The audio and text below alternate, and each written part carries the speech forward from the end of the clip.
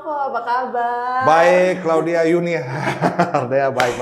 Ini Betulan baik. ngomong-ngomong kita nih sebenarnya kenal udah lama ya. Lama banget. Lama banget dan baru ketemu lagi sekarang. Masih jadi muda video klip. Oh tidak, karena sudah banyak yang lebih muda. Terima kasih. Masih banyak yang rambutnya agak udah hitam-hitam. Kalau saya kan udah keluar putih-putih ya. Oh ya. Terima kasih. Ketawa Anda membuat saya tertolak.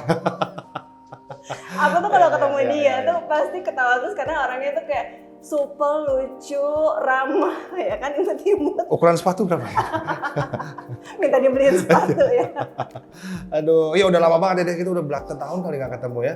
Waktu itu ketemu, dia masih sekolah, kalau nggak salah. Iya, gue masih SMA. God. Gue masih SMA, lo 12. kuliah dong?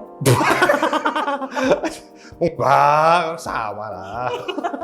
Masih sekolah juga? Kuliah. Kalau nggak salah ya. Akhirnya ketemu disatukan dengan ini ya, bagi cerita Iya, ya. bagi Ya ampun, cerita. terima kasih Aduh, bagi terima cerita. kasih. Akhirnya Bisa ketemu teman lama lagi ya. Siap.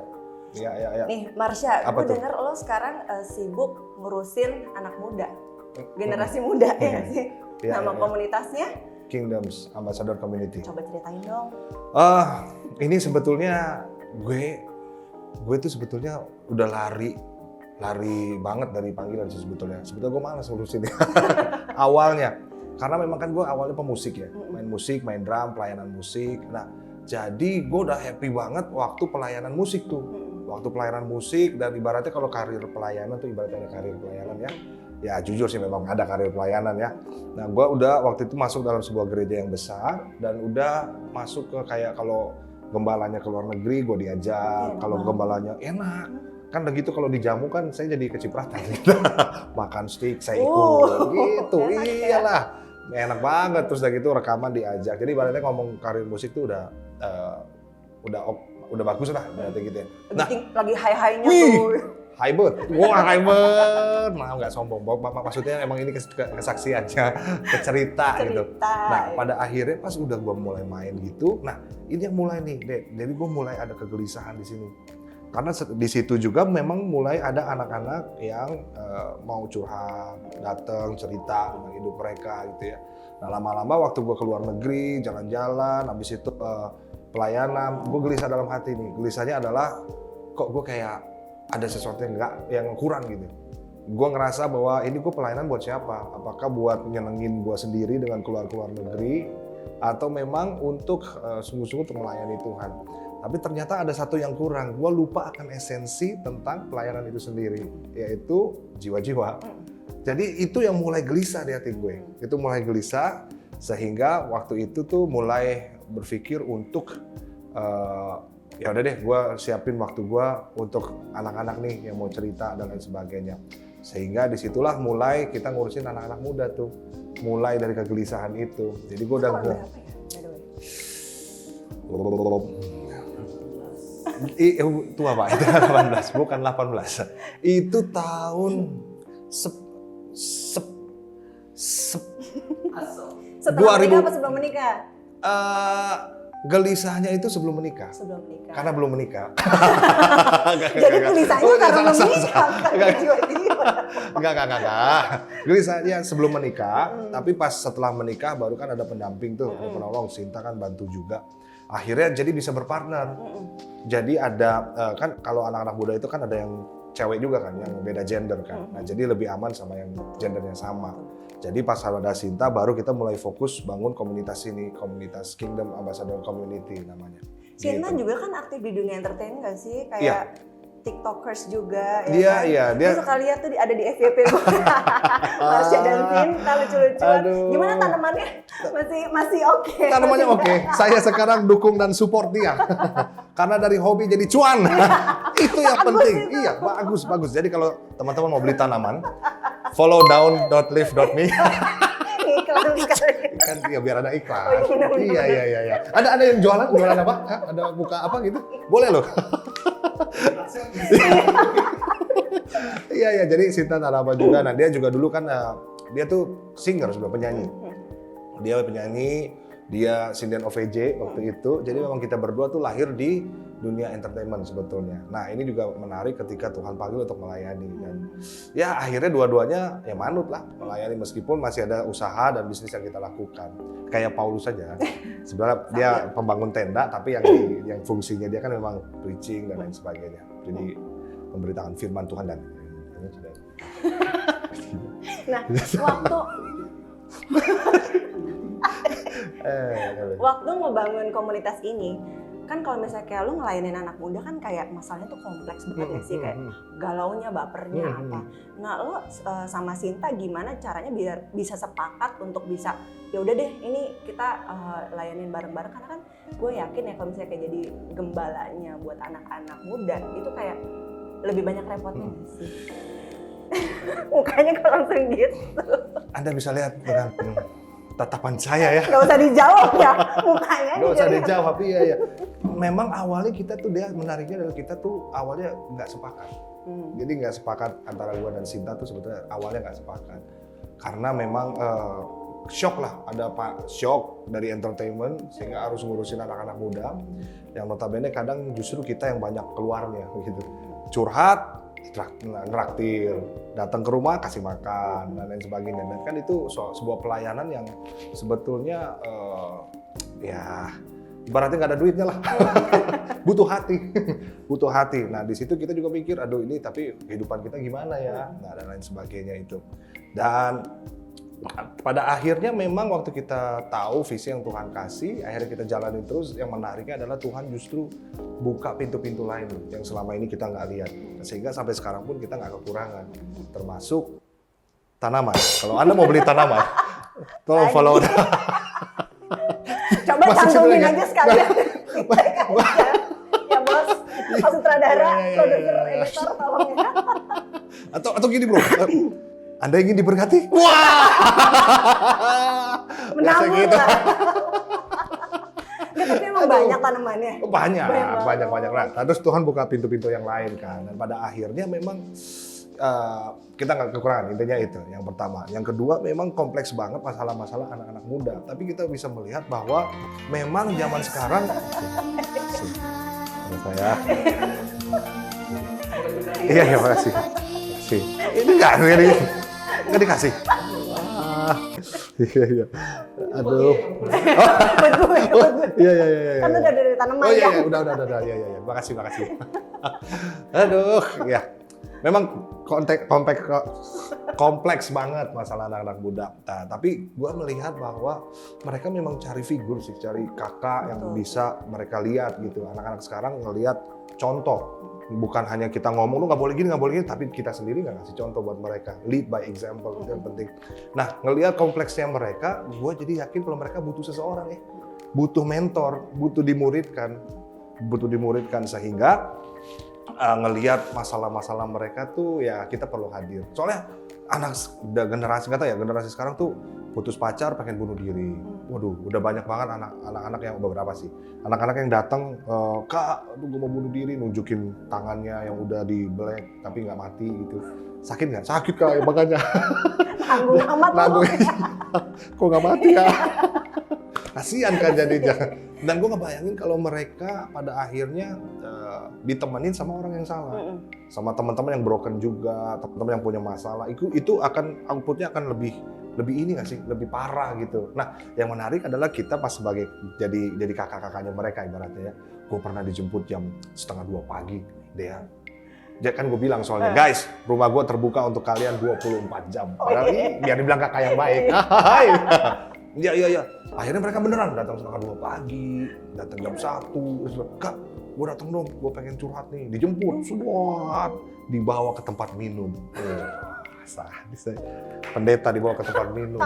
Ya. Wah, masuklah gue di situ. Gue udah pesen bir minum. Tapi mau pesen lagi karena ada gue di situ. Jadi gue nggak. Stop, ini nggak selesaiin masalah. Janganlah, lu jangan minum gini ya. Gue aja. Daripada lu, gue rela demi lu ya. Udah, daripada lu yang rusak. Karena kita harus berkorban.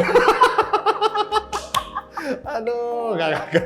Jadi gue tahan gitu. Nah, gue berpikir kalau yang tadi, puji Tuhan ketika mereka lagi terpuruk, mereka samperin ke ibaratnya mentornya, kakak rohani, bukan orang-orang yang sama brokennya, sehingga nantinya mereka juga akhirnya outputnya beda, kita masih bisa jaga itu ketika hubungan, akhirnya dia hubungan terjalin, terkoneksi sama si anak-anak kita yang ada di bawah. Masalah kompleks mereka pasti mereka akan ceritain ke kita semua, dan kita cukup hadir aja buat mereka dan mengasihi mereka. Nih gue penasaran ya, kasus apa yang paling sering dicurhatin kalau? Yang sepele-sepele sih pasti pasangan hidup, ya itu biasalah pasangan hidup, yang pergaulan, yang paling sadis ya, menurut gue sadis adalah 2 hal. Yang pertama aborsi, yang kedua adalah transgender. Iya. Wah. Seru itu. Lu bisa bayangin pas dia datang. Duduk itu, ketemu dong, ketemu saat ngobrol, gue nggak pernah tahu. Dia ngobrol, tahu nggak? Ya kenapa? Kenapa bro? Gue di transgender. Kaget gue. Kan saya bingung untuk bersikap. Iya loh. Jadi gue, masa puji Tuhan.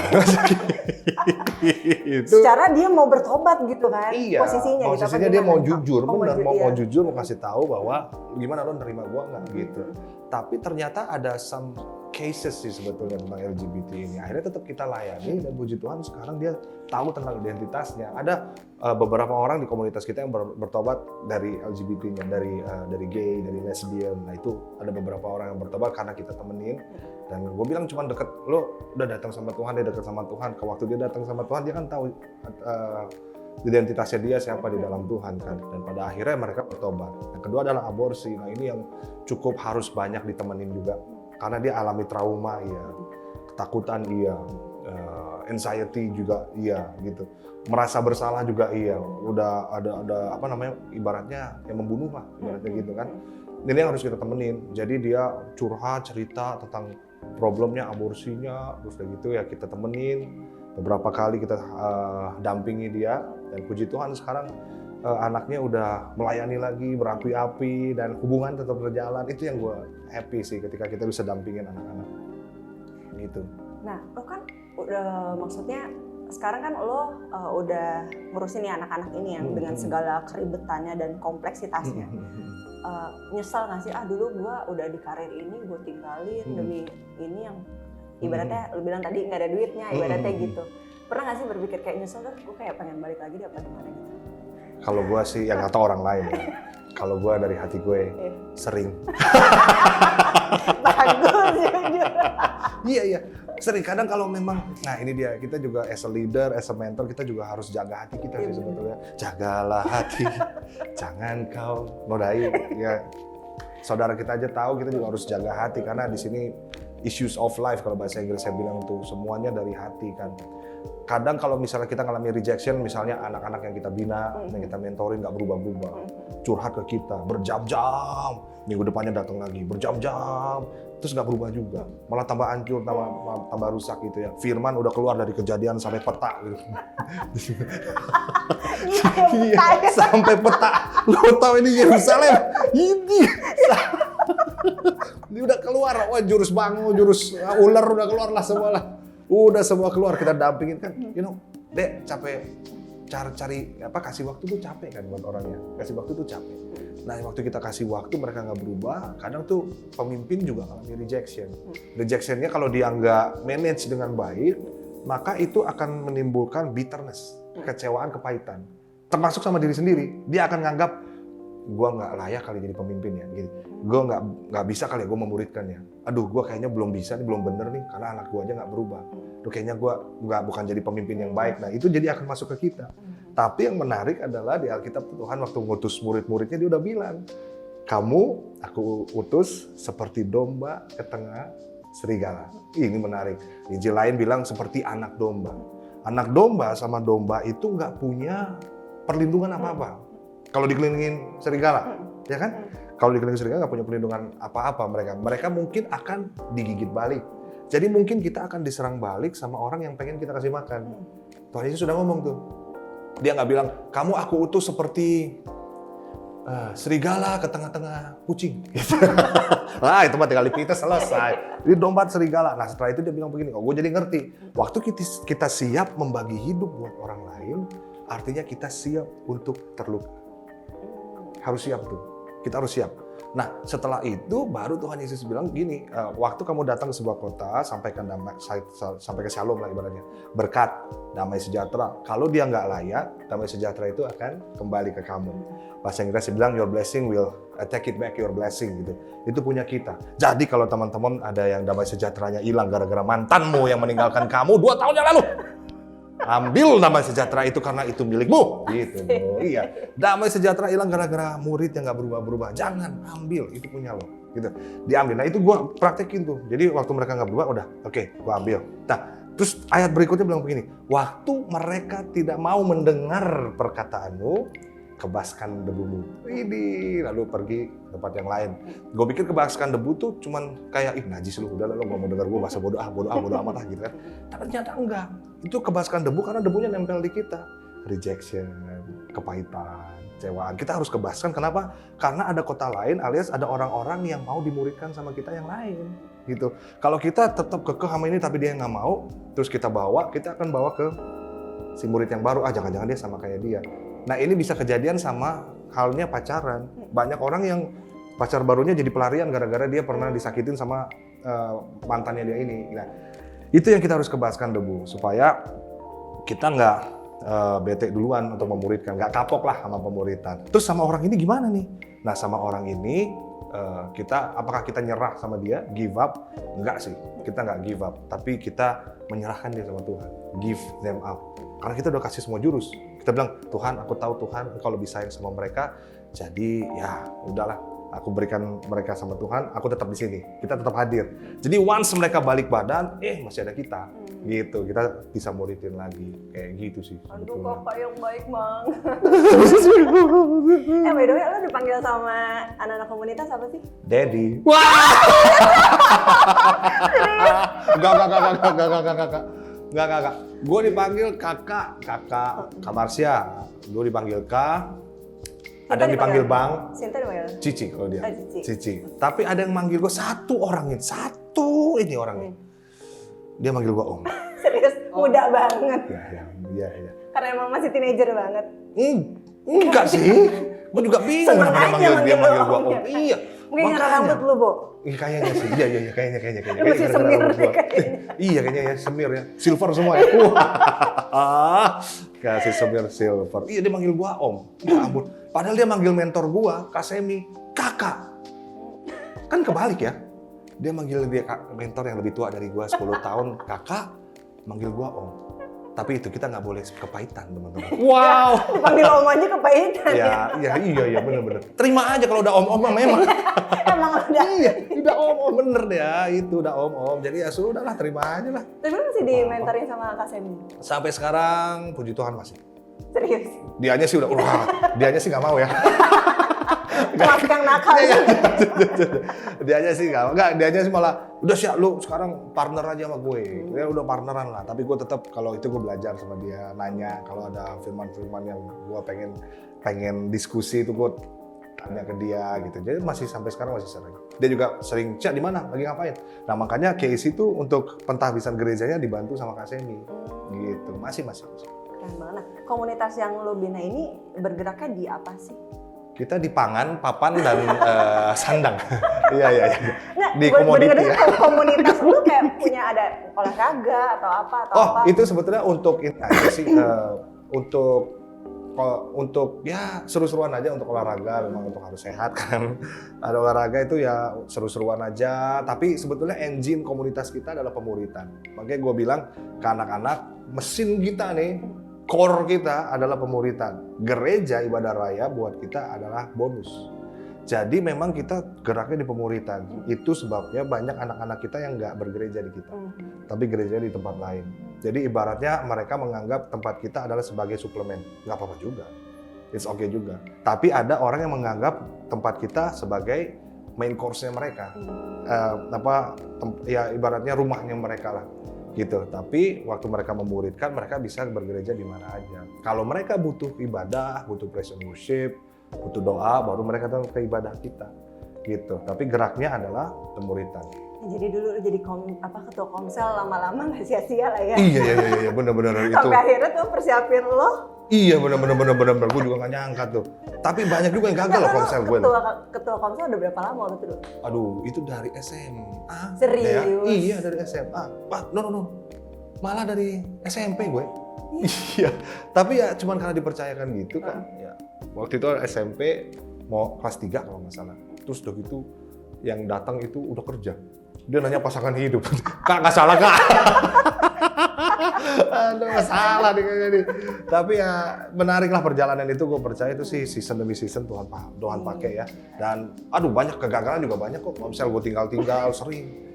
Komsel ya? Iya. Sorry gue nggak bisa. Gue serahin ke wakil gue gitu. Wakil gue tahu nih kalau dia lihat acara ini masih, iya bener banget tuh. Karena gue suka gue tinggal, gue serahin ke dia. Terus akhirnya komselnya gue serahin ke dia gitu. Jadi kemarin tuh gue mulai menyadari bahwa ternyata komsel itu bukan hanya sekedar komsel dia. Orang biasa bosen, capek sama komsel karena mereka anggap itu cuma sebagai kegiatan. Dimana untuk memperbanyak jadwal kegiatan gereja mereka.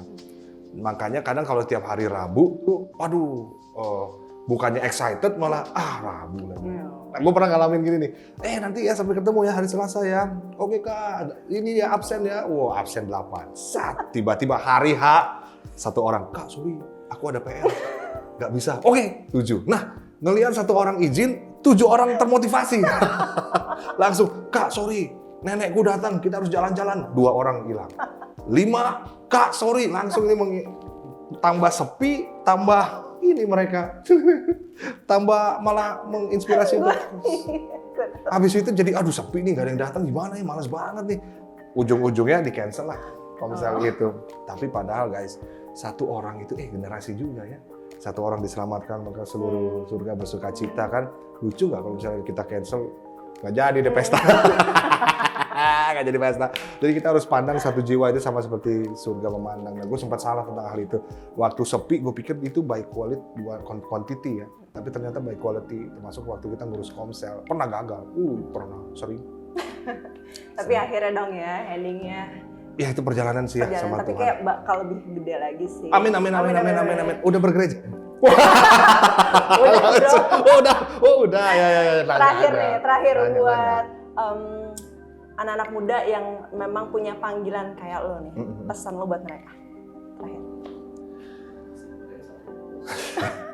Cuci tangan, pakai masker, berjemur. Enggak, teman-teman. Kalau teman-teman punya panggilan, visi yang Tuhan kasih buat hidup teman-teman, jalanin aja. Jangan pikirin apa yang netizen ngomong, nggak mungkin berhasil, gagal, itu biasa aja. Kalau Tuhan udah kasih visi itu, pakai visi itu untuk menjadi senjata lo untuk berjalan ke depan. Karena pada akhirnya orang yang akan menertawakan kita, ngomongin kita di belakang, akan balik belajar sama kita. Makanya kalau kita benar-benar yakin itu visi dari Tuhan, please, yuk jalanin aja. Jalanin terus, nanti akan dilihat buahnya sama orang lain. Jadi nggak usah takut sama perkataan orang. Stop listen to the noise, but listen to the voice of God. Jadi menurut gua, udahlah terus berjalan dalam panggilan yang Tuhan udah tetapkan untuk hidup teman-teman semua. Kamu yang baju merah, ya, kamu. Coba. Siapa tahu dia pakai baju merah kan ya. Iya, kamu. Angkat, taruh tanganmu di layar handphone. Ya, matiin, tidur. Udah malam. Jangan begadang, tidur. Siapa tahu malam-malam dia nontonnya. Iya. Ya, saya Claudia Yuniar dan Marsha Manopo di Bagi Cerita. God bless you. God bless you guys. Oke, cut.